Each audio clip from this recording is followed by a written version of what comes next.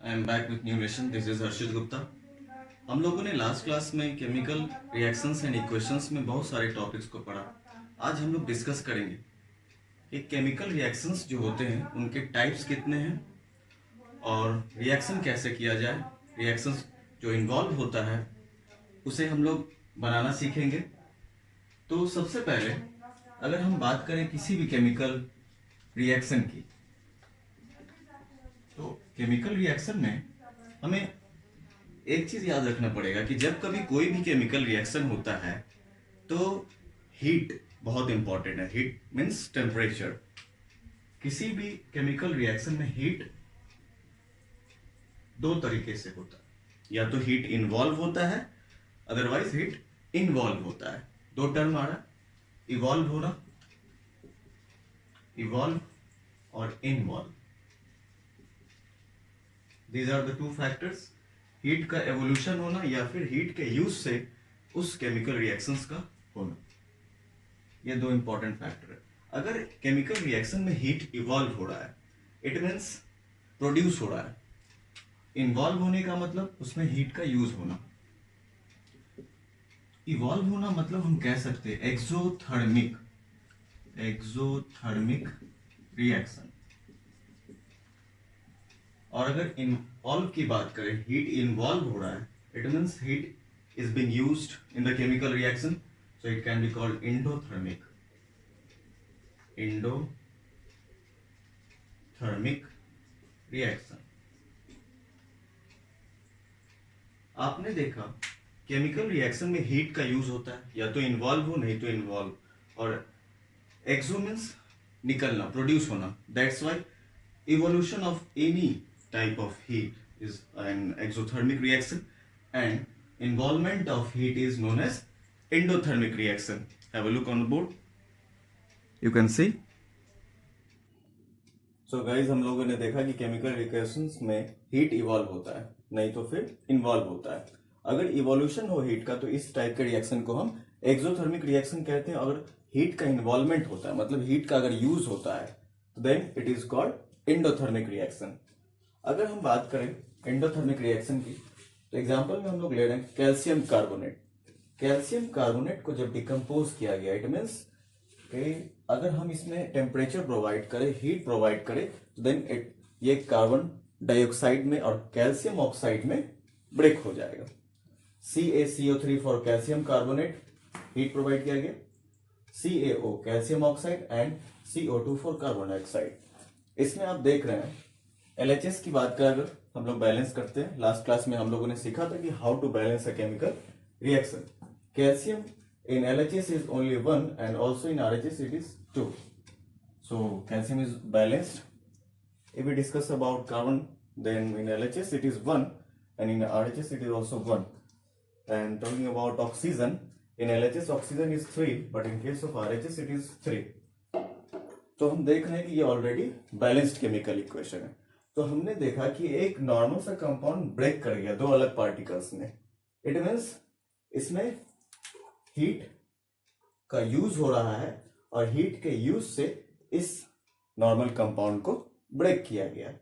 कभी कभी बहुत कम अमाउंट में हीट इवॉल्व होता है तो वो नेग्लिजिबल होता है, इसीलिए हम लोग उसे नहीं लेते। That's why it is an endothermic chemical reaction. Have a look, देख रहे हैं आप लोग एंडोथर्मिक। अब हम लोग एक छोटा सा दूसरा एग्जांपल लेते हैं जिसमें एक्सोथर्मिक रिएक्शन की बात करेंगे। तो एक्सोथर्मिक का एग्जांपल हम लोग ले रहे हैं, मीथेन की बात की। मीथेन को जब बर्न किया गया ऑक्सीजन के प्रेजेंस में, देन व्हाट हैपेंस। तो हम लोग देखेंगे कि मीथेन जब ऑक्सीजन के प्रेजेंस में बर्न करता है तो देन ऑक्सीजन तो प्रोड्यूस होता है और कार्बन इसके साथ मिलने के कारण कार्बन डाइऑक्साइड का फॉर्मेशन होता है, यानी कार्बन डाइऑक्साइड। ये मोस्ट इंपॉर्टेंट फैक्टर है जो प्रोड्यूस होता है। उसके बाद वाटर भी प्रोड्यूस होता है, water, and it is an exothermic, so heat का प्रोड्यूस होना भी जरूरी। मीथेन की बात करें तो CH for methane, O2 for oxygen and CO2 plus H2O plus heat. This sign is for evolution of heat. हम लोग अब बैलेंस करते हैं इसे।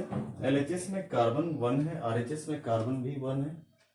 हाइड्रोजन की बात करें तो हाइड्रोजन 4 है, बट यहाँ पे हाइड्रोजन 2 है, तो हमें यहाँ पे 2 लगाना होगा। बट इस 2 के लगाने से हाइड्रोजन तो 4 हो गया, बट ऑक्सीजन की बात करें तो ऑक्सीजन 2 to 4, तो हमें यहाँ पे 2 लगाना पड़ेगा जब जाके बैलेंस होगा chemical equation. So it is an example of exothermic reaction. आपने फिर से देख लेते हैं हम लोग एक बार। तो मीथेन जब बर्न करता है ऑक्सीजन के प्रेजेंस में, then carbon dioxide, water and heat evolve होता है। हीट का एवोल्यूशन हो रहा है, that's why it is an exothermic.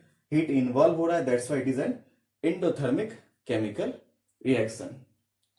तो हम लोगों ने देखा कि किसी भी केमिकल रिएक्शन में हीट इन्वॉल्व या फिर इवॉल्व होता है। इन दोनों cases it is not a type of chemical reaction. अभी हम लोग टाइप को डिस्कस करेंगे।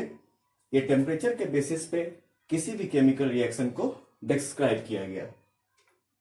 ओके, देखा हीट के बेसिस पे केमिकल रिएक्शन को डिफाइन किया गया। एवोल्यूशन होना या फिर इन्वॉल्वमेंट होना, exothermic and endothermic, and these are the example. So guys, I am back. हम लोग देखते हैं केमिकल रिएक्शंस का टाइप क्या होता है। सबसे पहले combination reaction,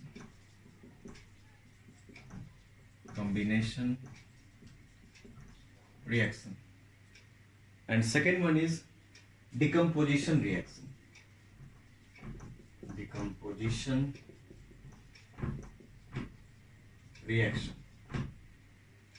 Third is displacement reaction.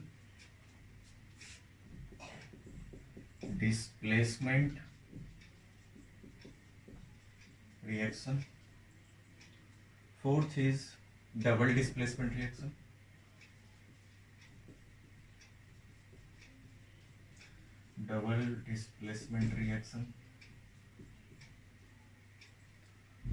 And last one is redox reaction.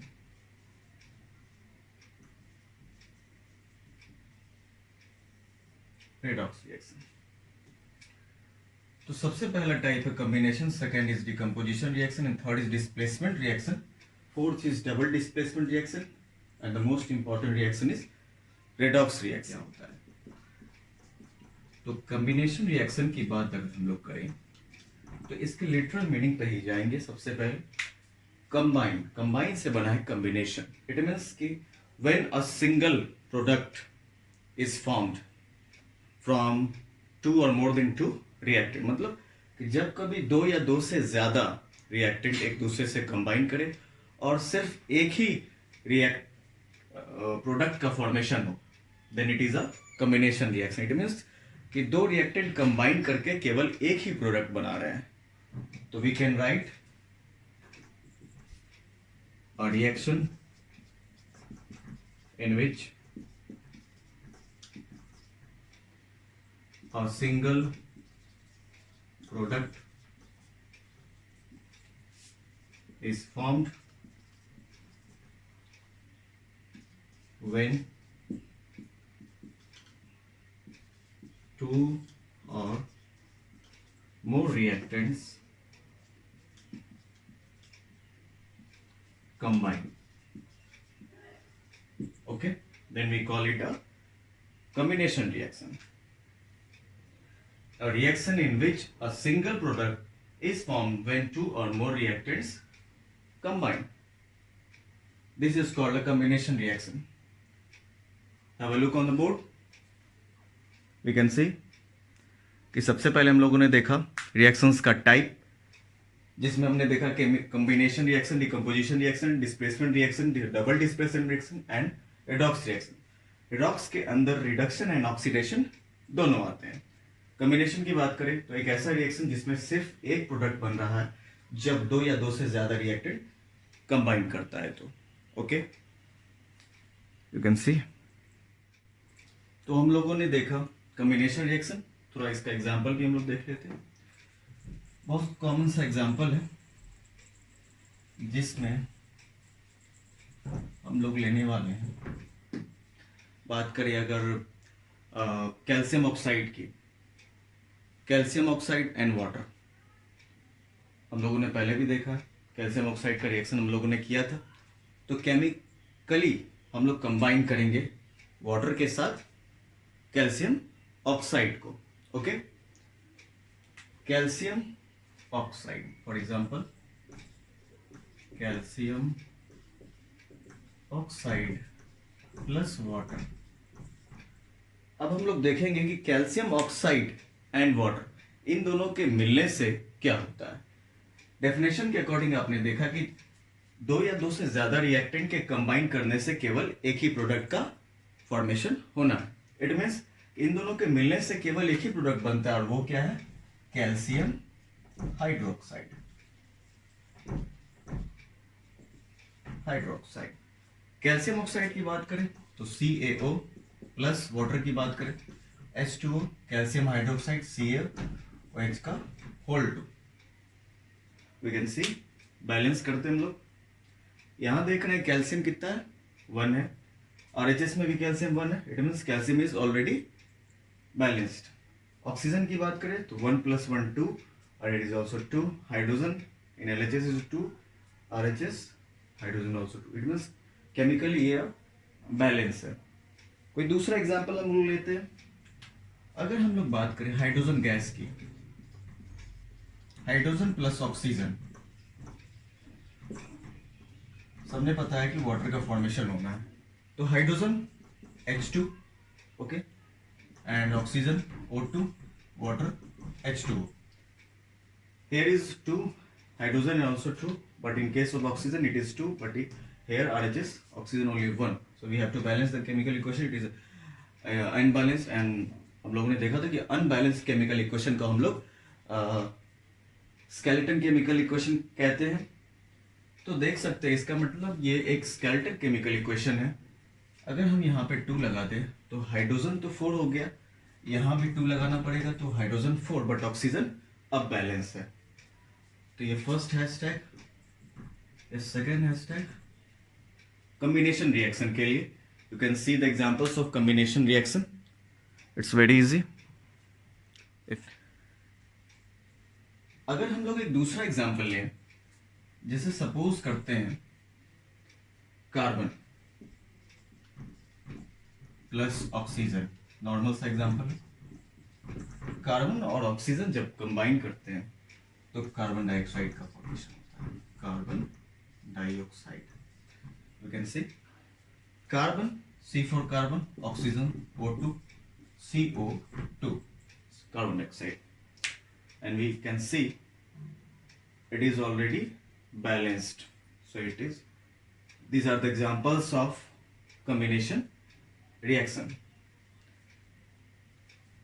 फिर से एक बार हम लोग देख लेते हैं। कॉम्बिनेशन रिएक्शन एक ऐसा रिएक्शन होता है जिसमें दो या दो से ज्यादा रिएक्टेंट एक दूसरे से कंबाइन करते हैं और केवल एक ही प्रोडक्ट का फॉर्मेशन होता है। जैसे कैल्शियम प्लस वाटर कंबाइन करने से कैल्शियम ऑक्साइड का फॉर्मेशन हुआ, हाइड्रोजन प्लस ऑक्सीजन के कंबाइन करने से वाटर का फॉर्मेशन हुआ, कार्बन प्लस ऑक्सीजन के कंबाइन करने से कार्बन डाइऑक्साइड का फॉर्मेशन हुआ। इस कैल्शियम हाइड्रोक्साइड को हम लोग स्लैग्ड लाइम भी कहते हैं। यहाँ पे नोट में हम लोग लिख सकते हैं CaOH का whole 2 is slaked lime. Slaked lime कहने का मतलब कि लाइम प्लस वाटर, वाटर को जब लाइम में, लाइम मतलब कैल्शियम ऑक्साइड को क्विक लाइम कहते हैं, इसे जब इसके साथ कंबाइन करवाया गया देन स्लैग्ड लाइम का फॉर्मेशन हुआ। ओके, यू कैन सी के बारे में। अब हम लोग सीखेंगे सेकंड टाइप केमिकल रिएक्शन का, वो क्या था, डिकम्पोजिशन रिएक्शन। डिकम्पोजिशन रिएक्शन की बात अगर करें हम, डिकम्पोजिशन रिएक्शन, तो आप देख सकते हैं डिकम्पोज, बायो में भी ये टर्म आता है कि जब कोई सब्सटेंस डिकम्पोज करता है इट मीन्स वो डिस्ट्रॉय होता है, सिंपलर सब्सटेंसेस में डिस्ट्रीब्यूट करता है अपने आप को with the help of external agents.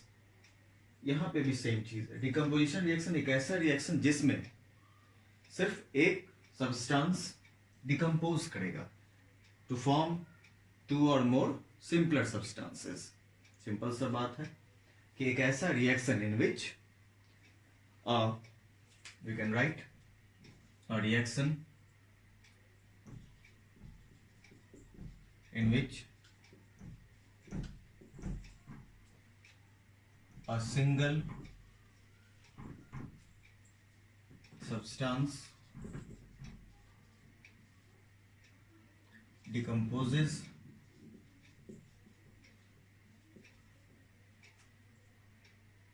into two or more simpler substances. Okay, meaning clear हो रहा है कि कोई भी एक सिंगल सब्सटेंस अपने आप को डिस्ट्रीब्यूट करता है विद द हेल्प ऑफ, तो यहाँ पे बात आता है कि वो एक्सटर्नल एजेंट कौन है जो इसे डिकम्पोज करने में हेल्प करता है। तो मोस्ट इंपॉर्टेंट यहाँ पे जो हेल्प करने वाली चीज है उसमें अगर हम बात करें तो एजेंट्स जो है, एजेंट्स की बात करें जो हेल्प करता है, हेल्प रिएक्शन करने में,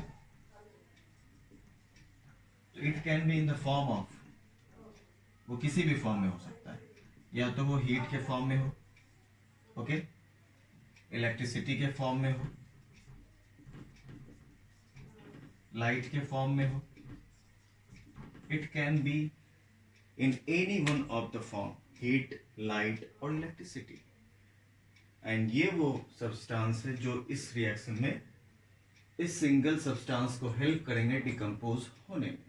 तो सिंपल सा बात है कि एक नॉर्मल सा सब्सटेंस जब दो टुकड़ों में डिवाइड कर ले अपने आप को with the help of other agents like heat, light and electricity, तो देन हम इसे डिकम्पोजिशन रिएक्शन कहते हैं। अब हम लोग इसके एग्जाम्पल की बात करते हैं।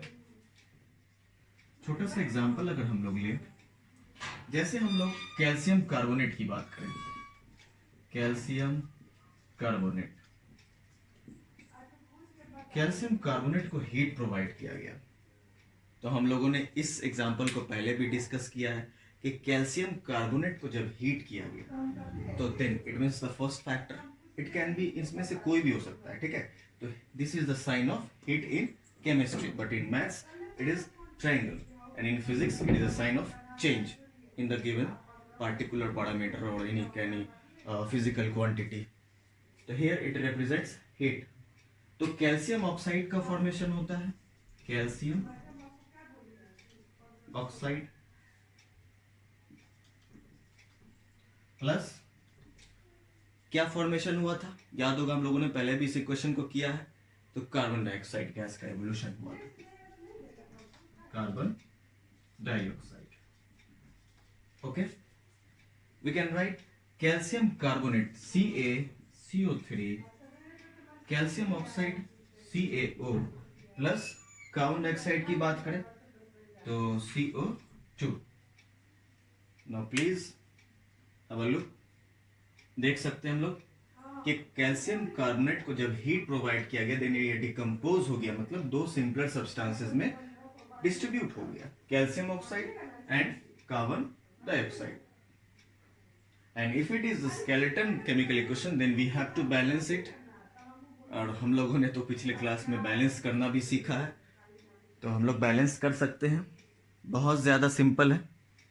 बैलेंस करते हैं हम लोग, अब काउंट करते हैं सबसे पहले, अगर अनबैलेंस होता जब भी हम इसको बैलेंस करेंगे, तो calcium here it is 1 and in RHS is also 1, so calcium is balanced, carbon in LHS is 1 and in case of RHS it is also 1, so carbon is also balanced, in case of oxygen it is in LHS it is 3 and in case of RHS it is also 2 plus 1 3, so this given equation is already balanced.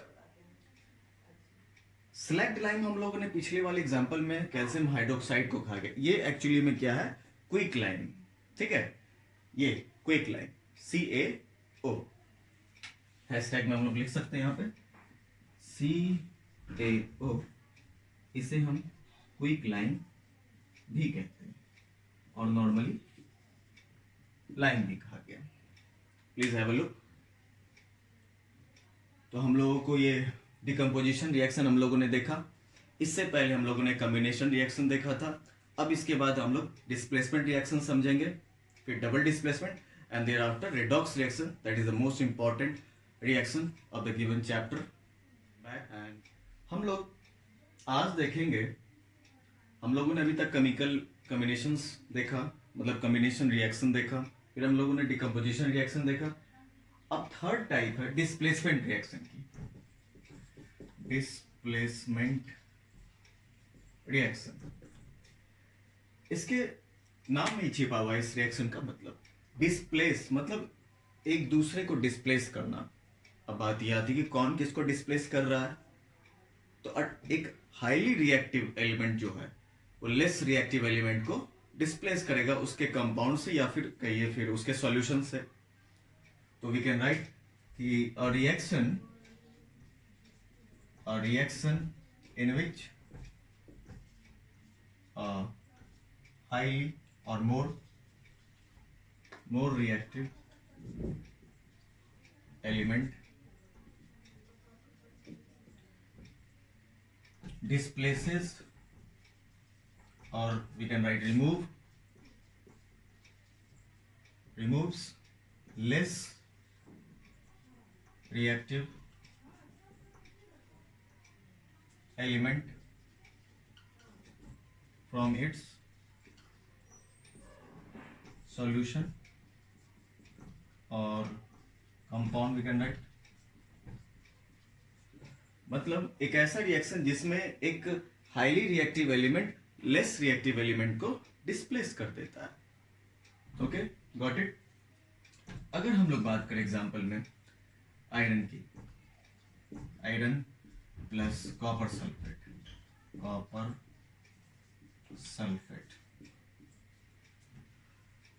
तो iron is more reactive than copper, so it removes copper from its copper sulfate solution.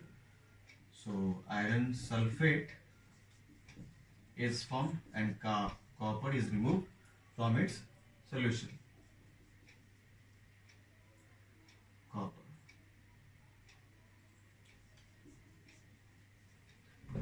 Fe for iron, copper sulfate, CuSO4 and iron sulphate. तो यहाँ से इसको ये remove कर देता है और ये इसके साथ कंबाइन कर जाता है। कंबाइन करने से क्या होता है, FeSO4 and CO is removed. Have a look, you can C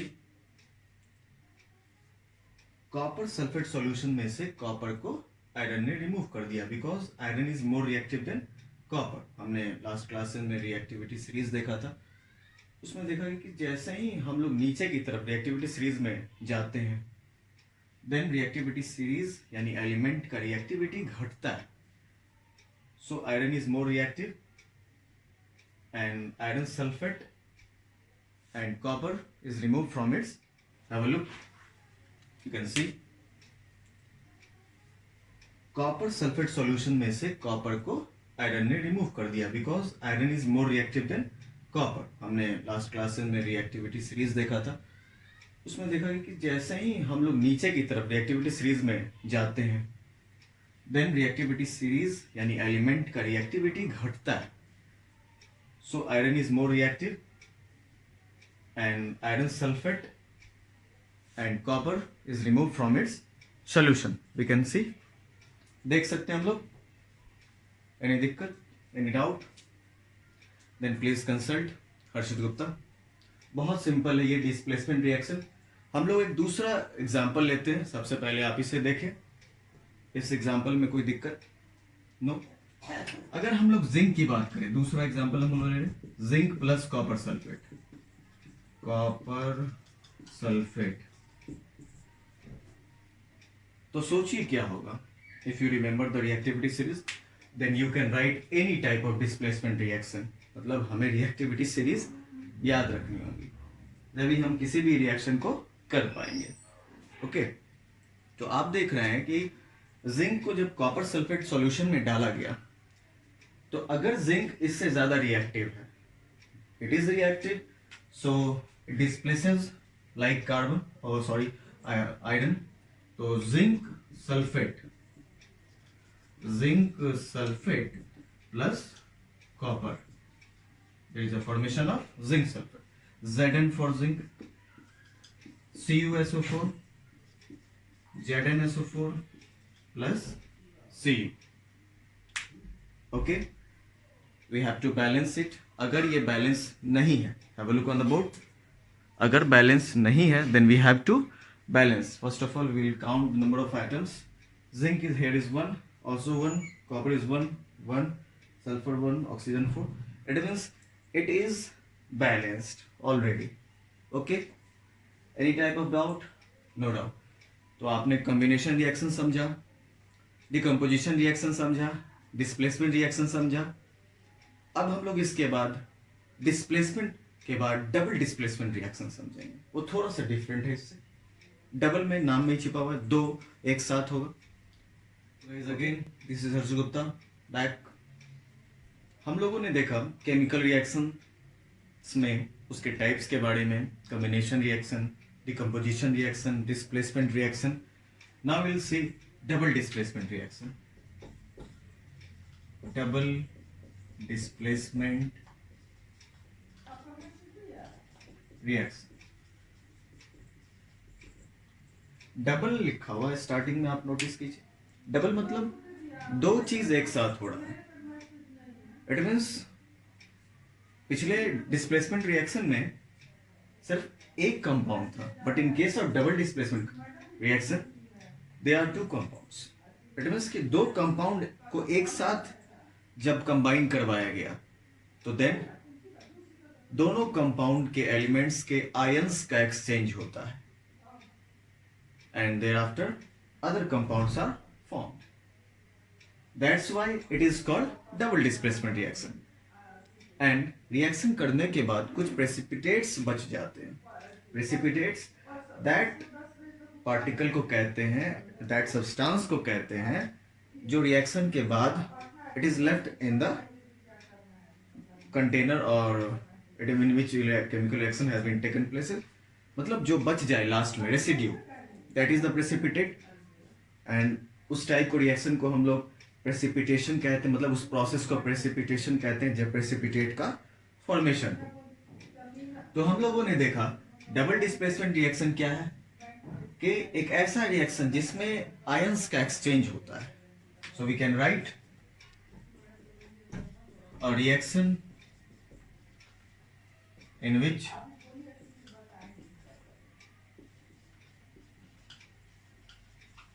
exchange of ions between the species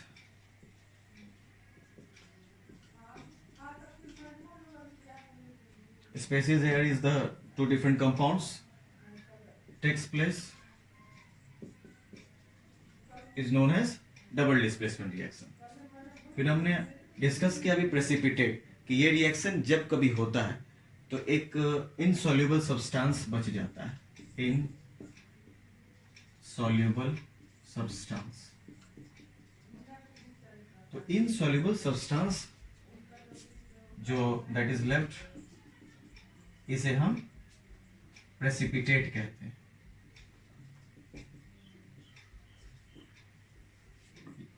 या फिर रेसिड्यू भी कह सकते हैं. रेसिड्यू जो लेफ्ट हो जाता है कब, आफ्टर रिएक्शन. रिएक्शन होने के बाद.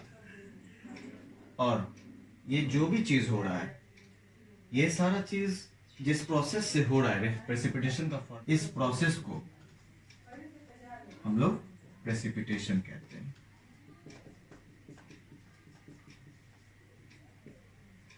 Okay, precipitation we can C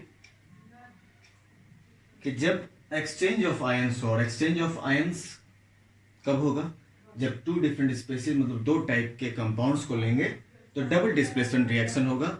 example अभी हम लोग लेते हैं, आप देख सकते हैं. Look on the board. If you have any doubt then please consult Harshit Gupta. Have a look. फिर अभी हम लोग एग्जाम्पल लेंगे छोटा सा.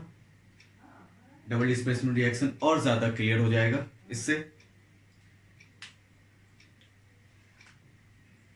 बहुत सिंपल है।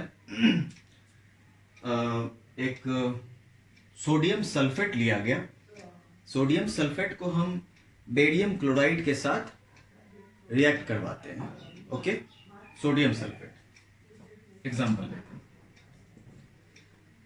सोडियम सल्फेट मतलब Na2SO4 plus barium chloride BaCl2। आप देख रहे हैं ये दोनों अलग अलग डिफरेंट कंपाउंड्स हैं। तो ये सोडियम इसके साथ जुड़ जाएगा और बन जाएगा NaCl, सोडियम क्लोराइड। ये इसके साथ कंबाइन किया BaSO4। Okay, this is 4 BaSO4, BaSO4, it is also 4। देख सकते हैं आप, अगर ये बैलेंस नहीं है तो हमें बैलेंस करना पड़ेगा। ये क्या है? ये सोडियम सल्फेट है, sodium sulphate plus barium chloride, formation हुआ barium sulphate plus sodium chloride. Okay, have a look. देख सकते हैं आप, सोडियम हेयर इज 2 बट यहाँ 2 नहीं, तो अगर यहाँ 2 लगाया गया तो सोडियम बैलेंस, क्लोरीन 2, क्लोरीन भी 2, बेरियम हेयर इज 1, 1 S, बाकी सारे बैलेंस्ड है। ओके, Na2SO4 प्लस BaCl2, तो ये Ba इसके साथ बेरियम सल्फेट का फॉर्मेशन किया, chlorine plus Na sodium chloride का फॉर्मेशन किया। ओके, क्लियर है? तो ये आयन, सोडियम आयन इसके साथ जुड़ गया क्लोराइड आयन के साथ, बेरियम आयन सल्फेट आयन के साथ कंबाइन किया, मतलब exchange of ions is taking place. तो ऐसे रिएक्शन को हम डबल डिस्प्लेसमेंट रिएक्शन कहते हैं। बहुत सिंपल है। डिस्प्लेसमेंट रिएक्शन में सिर्फ एक कंपाउंड ही दूसरे कंपाउंड में से जब करे, दोनों कंपाउंड मतलब दो स्पेसीज एक ही प्रकार के, जरूरी नहीं है कोई प्रकार हो, मतलब दो स्पेसीज होना चाहिए। बट डिस्प्लेसमेंट के केस में सिर्फ एक एलिमेंट दूसरे कंपाउंड के पार्टिकुलर एलिमेंट को डिस्प्लेस कर रहा था, इसमें दो चीज एक साथ हो रहा है। Okay, have a look on the board, you can C barium sulphate. हम लोग प्रेसिपिटेट की बात की तो barium sulphate is actually the precipitate that is formed of Ba plus plus NaSO4 minus. थोड़ा सा अभी प्रेसिपिटेट की बात की, देख सकते हैं। तो देखिए, हम लोग यहाँ बात की है बेरियम सल्फेट की। तो अगर बेरियम सल्फेट की बात करें, ये प्रेसिपिटेट है और ये वाइट कलर होता है इसका। ये प्रेसिपिटेट किसके किसके मिलने से बना? तो Ba plus plus and SO4 minus minus, जिसे आप Ba2 प्लस या फिर SO4 2 minus sulphate ion, barium ion. Okay, got it? No problem, clear है सारा कुछ? तो हम लोगों ने सारे टाइप्स डिस्कस कर लिए। एक केस बचा है, redox reaction, will discuss after this. Have a look on the board, देख सकते हैं डिस्प्लेसमेंट रिएक्शन। केमिस्ट्री एक्चुअली में स्कोरिंग सब्जेक्ट माना जाता है, सो प्लीज इसे समझने की कोशिश करें, रटने की कोशिश ना करें। अगर आप समझ गए then you can score a good marks in any examination, either in your academic exams or any type of other competitive exams. Okay.